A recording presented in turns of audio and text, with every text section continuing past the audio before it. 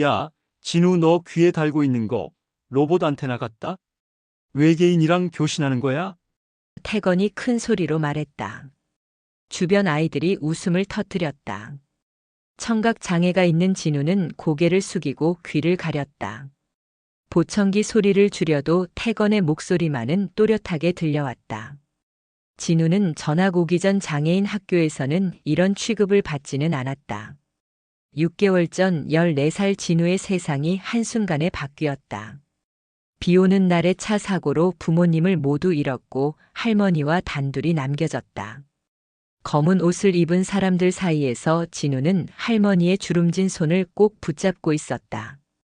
아직 눈물도 마르지 않은 상태에서 진우의 삶은 새로운 방향으로 흘러갔다. 사회 배려자 전형으로 서울의 명문 사립중학교에 장학생으로 입학하게 된 것이다. 반찬 가게를 운영하는 할머니에게는 큰 행운이었지만 진우에게는 또 다른 시련의 시작이었다.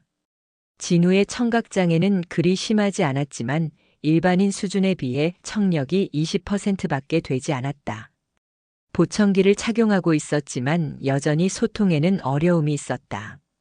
특히 말할 때 발음이 조금 어눌했기 때문에 다른 아이들이 진우의 말을 잘 알아듣지 못하는 경우가 많았다. 이런 이유로 친구들과 가까워지기가 더욱 어려웠다. 진우는 주로 수화와 입모양을 읽으며 의사소통을 했지만 대부분의 아이들은 그런 방식에 익숙하지 않았다. 첫날 교실에 들어선 진우를 향한 시선들이 따가웠다. 담임 선생님은 진우를 소개하며 잠시 당황하는 기색을 보였다.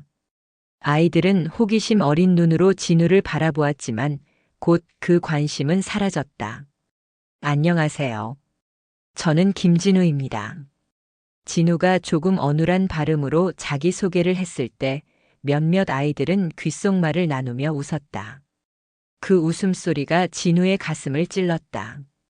수업이 끝난 후 진우는 용기를 내어 담임 선생님에게 다가갔다. 보청기로 잘 들리지 않았던 부분을 다시 설명해 달라고 부탁하기 위해서였다. 선생님, 수업 내용을 잘 이해하지 못했는데 좀 더 설명해 주실 수 있을까요? 진우는 조심스럽게 물었다. 담임 선생님은 서류를 정리하며 바쁜 듯한 표정으로 대답했다. 따로 알려줄 시간이 없는데 친구들에게 물어보렴. 그 말을 듣고 돌아서는 진우의 어깨가 축 처졌다. 친구라는 단어가 가슴을 꽉 막히게 했다.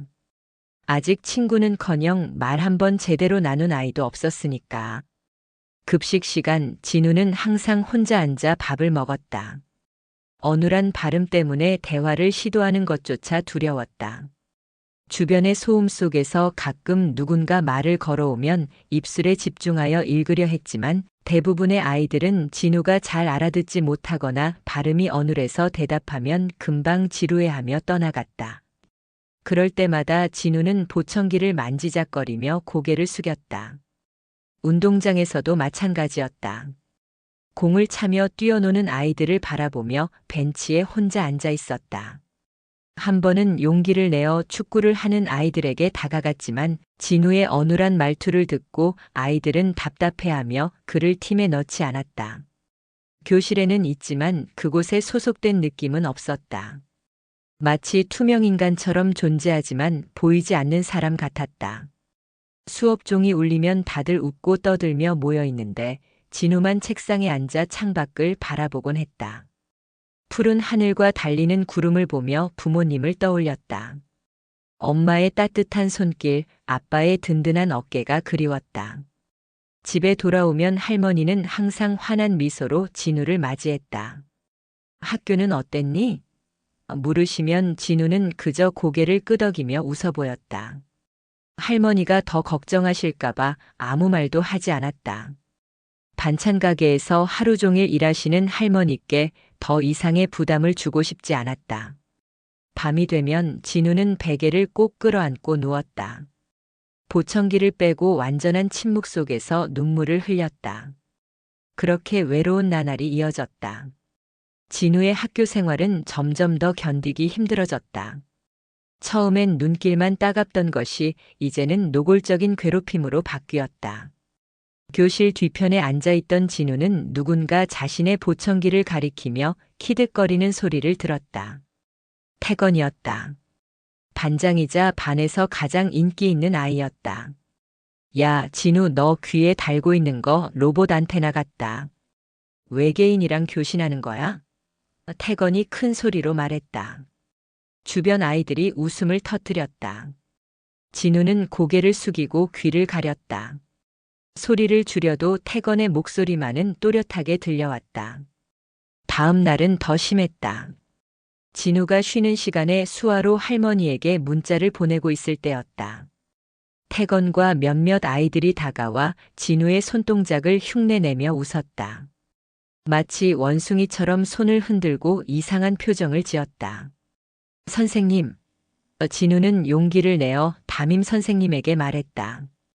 애들이 제 수화를 놀려요. 선생님은 한숨을 쉬며 대답했다. 아이들끼리 장난이겠지. 너무 예민하게 반응하지 마. 그 말에 진우는 더 이상 아무것도 말하지 않았다. 아이들도 선생님도 자신을 이해하지 못한다는 것을 깨달았다. 진우는 점점 말수가 줄었다. 수업 시간에도 쉬는 시간에도 그저 노트에 그림을 그리거나 혼잣말로 하루를 버텼다. 어느 날 진우는 자신의 일기장을 찾지 못했다. 전날 분명히 가방에 넣어두었는데 사라진 것이다. 불안한 마음으로 교실을 둘러보던 중 태건의 휴대폰 화면에서 자신의 일기를 발견했다. 이것 좀 봐. 오늘도 아무도 내 말을 들어주지 않았다. 가끔은 보청기를 빼고 모든 소리를 차단하고 싶다. 태건이 일기 내용을 큰 소리로 읽었다. 아이들이 키득거렸다. 진우의 가슴이 무너져 내렸다. 그것은 단순한 장난이 아니었다. 나중에 알게 된 사실이지만 진우의 일기 내용이 반단체 채팅방에 공유되었고 일부는 SNS에까지 올라갔다. 진우는 교실 뒤편 자리에서 창밖만 바라보았다. 보청기를 빼고 싶었다. 모든 소리를, 모든 상처를 차단하고 싶었다. 하지만 그럴 수 없었다. 그저 침묵으로 버티는 수밖에 없었다. 하지만 얼마나 더 버틸 수 있을지 진우도 알 수 없었다. 진우의 학교 생활은 여전히 어둡고 외로웠다. 일기장이 SNS에 공유된 사건 이후 그는 더욱 말이 없어졌다. 교실에서도 복도에서도 그저 고개를 숙인 채 지나갔다. 하지만 그런 진우의 눈에 자꾸 들어오는 한 사람이 있었다. 세빈이었다. 진우와 같은 반 여학생이었지만 다른 아이들과는 달랐다. 웃을 때마다 눈가에 작은 주름이 생기는 그 아이는 진우에게 가끔 미소를 지어주곤 했다. 처음엔 경계했지만 세빈의 미소에는 조롱이나 동정이 없었다. 어느 비 오는 날 진우가 교실 창가에 앉아 그림을 그리고 있을 때였다. 세빈이 조용히 다가와 자리에 앉았다. 진우야, 무슨 그림 그리고 있어? 세빈이 물었다. 진우는 놀라 고개를 들었다. 아이들이 자신에게 말을 거는 경우가 거의 없었기 때문이다. 더구나 이렇게 자연스럽게. 비 오는 풍경. 진우는 어눌한 발음으로 대답했다.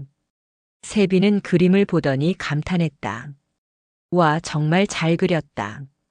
비 떨어지는 소리도 들리는 것 같아. 진우는 그 말에 쓴웃음을 지었다. 나는 잘 안 들려. 비 소리도. 세빈은 잠시 당황했지만 곧 밝게 웃었다. 나한테 수화 좀 가르쳐 줄래? 배우고 싶어. 진우의 눈이 커졌다. 누군가 자신의 언어를 배우겠다고 한 건 처음이었다. 그날부터 세빈은 쉬는 시간마다 진우에게 수화를 배웠다. 처음엔 서툴렀지만 금세 기본적인 인사와 간단한 대화가 가능해졌다. 세빈 덕분에 진우는 조금씩 마음을 열기 시작했다. 점심시간에는 더 이상 혼자 앉지 않았다. 세빈과 함께였다. 두 사람은 점차 가까워졌고 진우는 오랜만에 웃음을 되찾았다. 두 사람은 다가오는 학부모 참관 수업을 위한 프리젠테이션 준비를 함께 하기로 했다. 주제는 다양성과 소통이었다. 진우는 처음으로 누군가와 마음을 나누는 경험을 했다. 밤늦게까지 메시지를 주고받으며 발표 자료를 만들고 서로의 이야기를 솔직하게 나누었다. 태건의 괴롭힘은 계속되었지만 이제 진우에게는 든든한 친구가 생겼다. 그리고 그 우정은 진우에게 세상을 바라보는 새로운 창을 열어주었다. 학부모 참관 수업날이 다가왔다. 선생님은 각자 몇 명씩 짝을 지어 참관 수업 때 발표를 하도록 지시하였다. 진우와 세빈은 몇 주간 열심히 준비했다. 진우가 실제로 보청기를 빼고 하루를 보내는 모습을 담은 영상과 수화 공연을 결합한 발표였다. 촬영날 진우는 아침에 일어나자마자 보청기를 빼고 하루를 시작했다. 완전한 침묵 속에서 일어나 세수하고 학교 가방을 챙기고 할머니와 수화로 대화하는 모습을 세빈이 카메라에 담았다. 버스를 타고 학교에 가는 길 소리 없이 창밖 풍경만 보는 진우의 얼굴에는 평온함이 있었다. 영상은 진우가 학교에서 겪는 어려움, 친구들과 소통하지 못하고 오해받는 고립된 상황까지 솔직하게 담았다. 마지막으로 세빈이 등장해 진우에게 수화로 말을 거는 장면으로 끝났다. 두 사람은 밤마다 발표 연습에 몰두했다. 진우는 수화로, 세빈은 말로 동시에 설명하며 영상을 보여주는 형식이었다. 그들의 발표가 성공한다면 학교에서 처음으로 농인의 관점을 모두가 이해하는 순간이 될 것이었다. 학부모 참관 수업 당일 교실은 학부모들로 가득 찼다. 진우의 할머니도 반찬 가게 일을 일찍 마치고 와서 맨 뒷자리에 앉았다. 얼마나 긴장했는지 진우의 손은 땀으로 촉촉했다. 담임 선생님이 발표 순서를 알렸고 진우와 세빈이 교실 앞으로 나왔다. 진우가 USB를 컴퓨터에 연결하고 파일을 열었다. 그런데 화면에는 아무것도 나타나지 않았다. 진우는 당황했다. 분명 오늘 아침까지 확인했던 영상 파일이 사라져 있었다. 진우가 어눌한 발음으로 파일이 없다고 말했고 교실에 웅성거림이 일었다. 담임 선생님의 표정이 굳어졌다. 선생님이 진우에게 준비를 제대로 안 했냐고 물었고 진우는 분명히 넣어뒀다고 답했지만 정말로 파일이 사라져 있었다. 맨 뒤에서 키득거리는 소리가 들렸다. 태건과 몇몇 아이들이 서로를 보며 웃고 있었다. 태건이 옆 친구에게 속삭였지만 교실은 조용해서 그 말이 모두에게 들렸다. 말도 못하면서 무슨 발표냐는 태건의 말에 학부모들 사이에서도 작은 웃음이 터졌다. 담임 선생님은 학부모들의 눈치를 보며 서둘러 상황을 수습하려 했다. 준비가 안 됐으면 다음 발표로 넘어가겠다며 진우에게 자리로 돌아가라고 지시했다. 진우는 고개를 푹 숙인 채 자리로 돌아갔다. 세빈도 미안한 표정으로 따라갔다. 그들이 몇 주간 준비한 발표는 이렇게 허무하게 끝났다. 진우는 자리에 앉아 창밖만 바라보았다. 할머니의 시선이 느껴졌지만 차마 고개를 들 수 없었다. 가슴속에서는 분노와 서러움이 복받쳤다. 분명 누군가 고의로 파일을 지운 것이다. 그리고 그 범인이 누구인지 진우는 알고 있었다. 발표 시간이 끝나고 학부모들이 모두 돌아간 후 담임 선생님이 진우를 불렀다. 선생님은 중요한 날 준비를 제대로 하지 않았다며 학교 체면도 생각해야 한다고 진우를 질책했다. 진우는 억울함에 눈물이 났지만 아무 말도 할 수 없었다. 이 학교에서 자신의 말은 아무도 들어주지 않을 것이기 때문이다. 그저 고개를 숙인 채 선생님의 질책을 묵묵히 견뎠다. 그런 와중에 진우의 할머니는 반찬 가게 일 때문에 참관 수업에 늦은 것을 깨닫고 학교로 들어서고 있었다. 그런데 그 모습을 보고 뒤에 서 있던 박재성 이사장이 놀란 표정을 지었다. 이사장의 눈에는 과거의 기억이 스쳐 지나갔다. 가난했던 어린 시절, 굶주렸을 때 그에게 공짜로 국밥을 나눠줬던 순대국밥집 주인이었다. 그리고 그 국밥집 주인은 형편이 어려운 아이들을 위해 학교의 익명으로 장학금을 기부하기도 했던 인물이었다. 이사장은 즉시 금옥 할머니에게 다가갔다. 할머니는 자신을 알아본 이사장을 보고 겸연쩍어했지만 이사장은 깊은 감사의 뜻을 표했다. 그리고 함께 진우가 있는 교실 앞쪽으로 걸어갔다. 담임 선생님은 진우를 향해 질책을 멈추지 않았다. 왜 미리 체크하지 않았냐며 책임을 물었다. 진우는 억울함에 떨리는 목소리로 USB에 담아왔고 컴퓨터에 꽂아놨는데 그 사이 파일이 삭제되었다고 설명했다. 누가 봐도 누군가의 계략으로 파일이 지워진 것이 분명했지만 담임 선생님은 진우만을 나무랐다.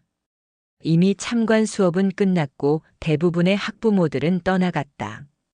교실에는 선생님과 몇몇 학생들, 그리고 이제 막 도착한 금옥 할머니와 이사장만이 남아 있었다. 태건과 몇몇 아이들은 여전히 뒤에서 키득거리며 진우를 놀렸다. 다른 몇몇 친구들은 차가운 시선으로 진우를 바라보기만 했다. 세빈은 진우 옆에 서서 그의 어깨를 토닥였지만 진우의 표정은 이미 얼어붙어 있었다. 그때 교실 뒤에서 조용히 걸어온 금옥 할머니가 손을 들었다. 그녀는 천천히 수화로 말을 건넸다. 모두의 시선이 그녀에게 향했다. 진우는 할머니가 수화로 이야기하는 모습을 보고 놀랐다. 학교에서 할머니가 수화를 사용하는 모습을 본 적이 없었기 때문이다. 할머니는 진우를 위해 그리고 그 자리에 있는 모든 사람들을 위해 마음을 모아 손을 움직였다. 교실은 갑자기 깊은 침묵에 잠겼다. 태건의 웃음소리도 담임 선생님의 질책도 멈췄다. 모두가 할머니의 손짓에 집중했다. 비록 그들은 수화를 이해하지 못했지만 그 손짓 하나하나에 담긴 진심과 강인함은 느낄 수 있었다. 이사장은 할머니의 수화를 바라보며 깊이 감동했다. 예전에 그에게 따뜻한 국밥 한 그릇을 건넸던 손길과 지금 손자를 위해 말을 건네는 손길이 똑같았기 때문이다. 변함없는 따뜻함과 강인함이 담겨 있었다. 진우의 눈에는 눈물이 고였다. 할머니의 수화를 보는 순간 그는 더 이상 혼자가 아니라는 것을 깨달았다. 세상에서 가장 강인하고 따뜻한 사람이 그의 편이었다. 그리고 그 순간 진우는 다시 한번 용기를 내기로 했다. 담임 선생님의 표정이 조금씩 변하기 시작했다. 교실 분위기가 변하는 것을 느꼈기 때문이다. 더 이상 진우를 질책하거나 상황을 무시할 수 없었다. 특히 이사장이 할머니와 함께 있는 모습을 보고 당황한 기색이 역력했다. 이제 교실은 새로운 국면을 맞이하고 있었다. 침묵 속에서 할머니의 손짓은 계속되었고 그 손짓이 모든 것을 바꿔놓을 것임을 아무도 알지 못했다. 할머니의 수화가 교실에 깊은 침묵을 가져왔다. 그 순간 박재성 이사장이 앞으로 나섰다. 그의 얼굴에는 의문과 불편함이 뒤섞여 있었다. 이사장은 교실 전체를 둘러보더니 어찌된 일인지 자초지종을 물었다. 담임 선생님은 서둘러 상황을 설명했다. 진우가 발표 준비를 제대로 해오지 않았고 영상 파일이 없어 발표를 진행할 수 없었다는 것이다. 몇몇 친구들도 맞장구를 쳤다. 태건은 교묘하게 상황을 왜곡하며 진우가 평소에도 수업에 제대로 참여하지 않는다고 덧붙였다. 하지만 이사장과 금옥 할머니의 표정은 점점 굳어갔다. 특히 할머니는 진우를 바라보며 깊은 슬픔과 분노가 섞인 표정을 지었다. 그녀는 진우가 얼마나 열심히 준비했는지 알고 있었다. 밤마다 연습하던 모습, 세빈과 함께 영상을 촬영하던 날들, 그 모든 노력을 직접 지켜봤기 때문이다. 이사장은 한참을 생각하더니 갑자기 교실 앞으로 걸어 나갔다. 그리고 진우에게 다가가 그의 어깨에 손을 얹었다. 교실은 더욱 조용해졌다. 그는 진우에게 사과했다. 그리고 담임 선생님과 학생들을 향해 진지한 표정으로 말했다. 그의 목소리는 낮지만 강인했다. 진짜 교육은 이해와 배려라고 선언했다. 이 학교가 추구해야 할 가치는 성적이나 외적인 성공이 아니라 다양성을 인정하고 서로를 존중하는 마음이라고 강조했다. 그리고 이사장은 진우의 이야기를 했다. 부모님이 사고로 돌아가셨지만 과거 훌륭한 일을 한 할머니를 두셨다고 말했다. 그는 금옥 할머니가 어떻게 배우지 못하고 가난한 학생들에게 공짜로 밥을 주었는지, 그리고 어떻게 돈을 아껴 형편이 어려운 학생들을 위해 학교에 장학금을 기부했는지 이야기했다. 진우 학생은 진정한 교육자의 손자입니다. 이사장의 목소리에는 감동이 묻어났다. 교실 전체가 놀라움에 빠졌다. 아무도 진우의 할머니가 그런 사람인지 몰랐다. 담임 선생님과 교장은 얼굴을 들지 못했다. 그들이 얼마나 근시안적이고 편협한 시각으로 진우를 바라봤는지 깨달았기 때문이다. 태건은 처음으로 당황한 표정을 지었다. 그동안 진우를 놀리고 괴롭혔던 행동들이 머릿속을 스쳐 지나갔다. 그가 얼마나 잔인하게 행동했는지 깨달았다. 세빈은 진우 옆에서 미소를 지었다. 그녀는 처음부터 진우의 진심을 알아봤던 사람이었다. 그리고 지금 모두가 그 진심을 보게 되었다. 진우는 고개를 들었다. 그의 눈에는 더 이상 두려움이 없었다. 그는 천천히 수화로 말했다. 나는 부끄럽지 않다. 세빈이 옆에서 그의 말을 통역했지만 굳이 통역이 없어도 그의 강한 의지는 모두에게 전해지고 있었다. 얼마 지나지 않아 교실의 아이들은 여전히 떨떠름한 표정이었다. 오랜 시간 진우를 따돌리고 놀렸던 그들에게는 이 상황이 불편했다. 몇몇 아이들의 얼굴에는 미안함과 후회의 기색이 스쳐 지나갔다. 이사장은 진우와 세빈의 발표를 다시 할 기회를 주었다. 교장과 담임 선생님은 이의를 제기할 수 없었다. 진우와 세빈은 영상 없이도 수화와 말로 농인의 하루를 설명하기 시작했다. 진우의 수화는 말보다 더 강력했다. 그의 손짓 하나하나에 담긴 감정과 생각이 교실 전체를 채웠다. 세빈의 통역이 더해져 모두가 처음으로 진우의 세계를 이해하기 시작했다. 발표가 끝나고 교실에는 조용한 박수 소리가 퍼졌다. 처음에는 몇 명뿐이었지만 점점 더 많은 아이들이 박수를 치기 시작했다. 태건도 마지막에는 조용히 박수를 쳤다. 진우는 처음으로 이 학교에서 자신의 목소리를 냈다. 비록 소리 없는 목소리였지만 그의 진심은 모두에게 들렸다. 할머니는 뒤에서 조용히 미소 지었다. 그녀의 손자가 마침내 빛을 발하는 순간이었다. 그날 이후 학교는 조금씩 변하기 시작했다. 진우를 바라보는 시선이 달라졌고 수화에 관심을 갖는 아이들도 생겼다. 태건과 다른 아이들은 아직 어색했지만 적어도 더 이상 진우를 놀리지는 않았다. 진우의 진심은 결국 학교 전체에 울려 퍼졌다. 들리지 않는 목소리였지만 그 어떤 소리보다 강력했다. 그리고 그 진심은 모두의 마음속에 조용히 울려 퍼졌다. 학교 축제가 한창인 봄날이었다. 진우가 할머니와 함께 수화 발표를 했던 날로부터 한 달이 지났다. 학교는 조금씩 달라지고 있었다. 담임 선생님은 진우에게 좀 더 신경을 쓰기 시작했고 몇몇 아이들은 진우와 눈을 마주치면 가볍게 인사를 건네기도 했다. 하지만 태건과 그의 친구들은 여전히 진우를 피했다. 표면적으로는 더 이상 노골적인 괴롭힘은 없었지만 그들의 차가운 시선은 여전했다. 진우는 그저 묵묵히 자신의 길을 걸었다. 세빈과 함께 가끔은 다른 친구들과도 어울리며 학교 생활을 이어갔다. 축제의 마지막 날 반 합창 대회가 열렸다. 모든 반이 참가해 노래 실력을 겨루는 큰 행사였다. 진우의 반도 몇 주 전부터 연습을 시작했다.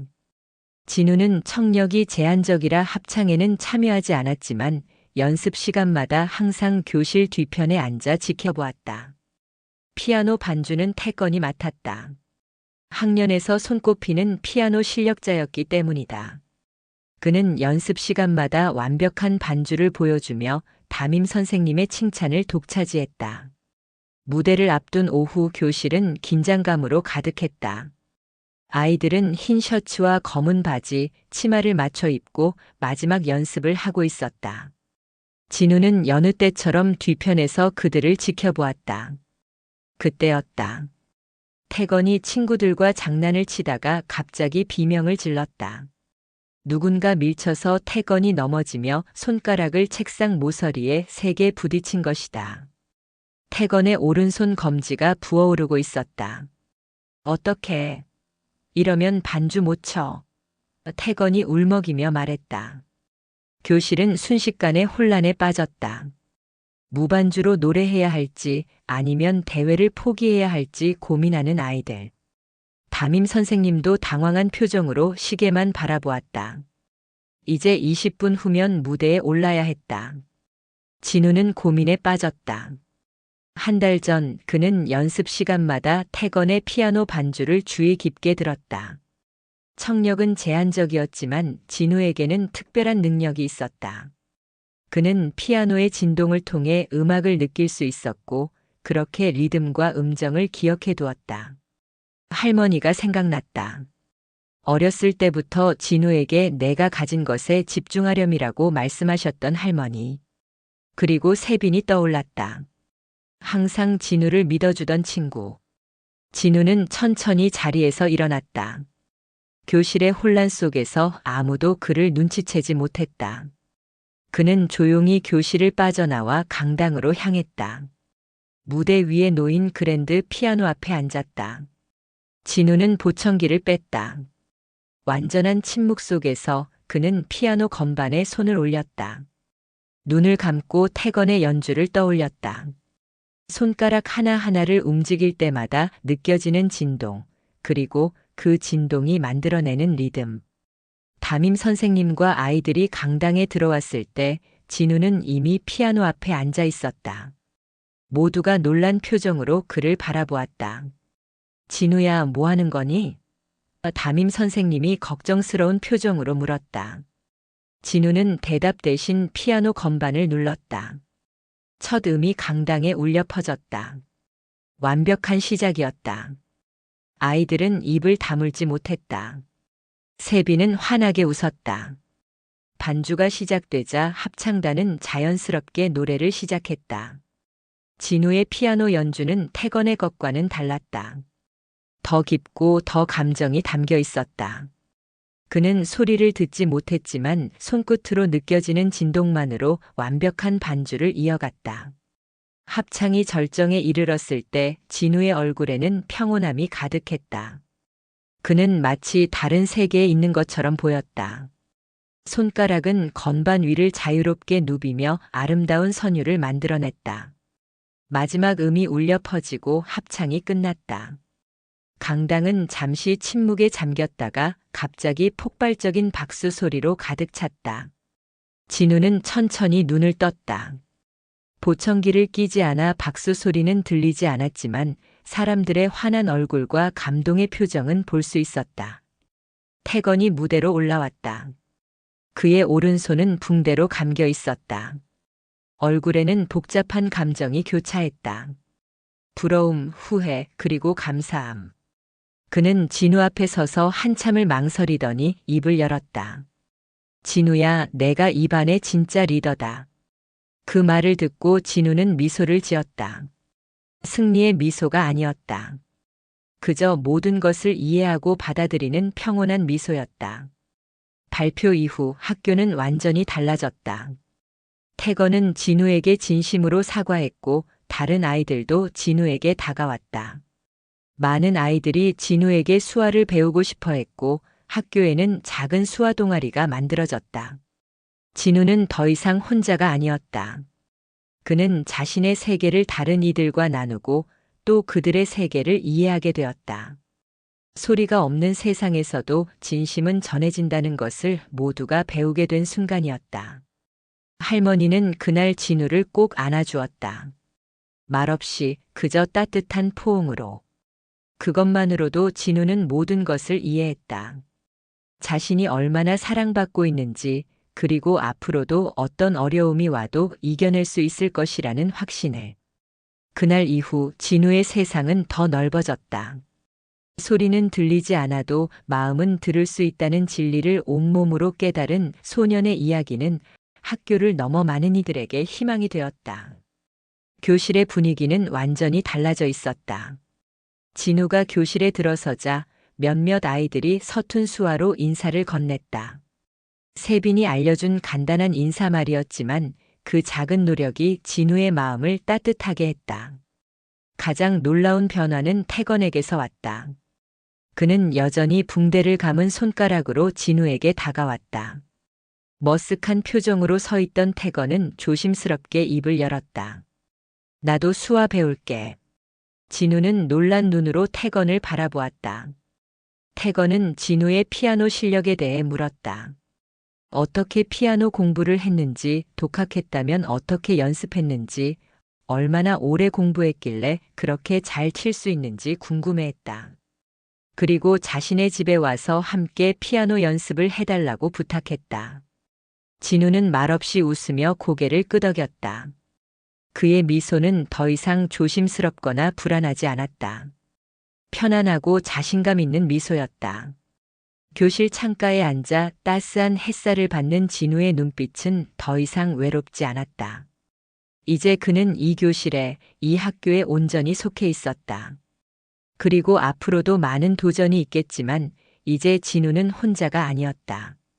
세빈과 태건 그리고 많은 친구들과 함께였다. 무엇보다도 자신의 가치를 알고 당당하게 세상을 마주할 수 있는 용기가 생겼다. 진우가 창밖을 바라보며 미소 지었다. 창 너머로 보이는 푸른 하늘처럼 그의 미래도 밝고 넓게 펼쳐져 있었다.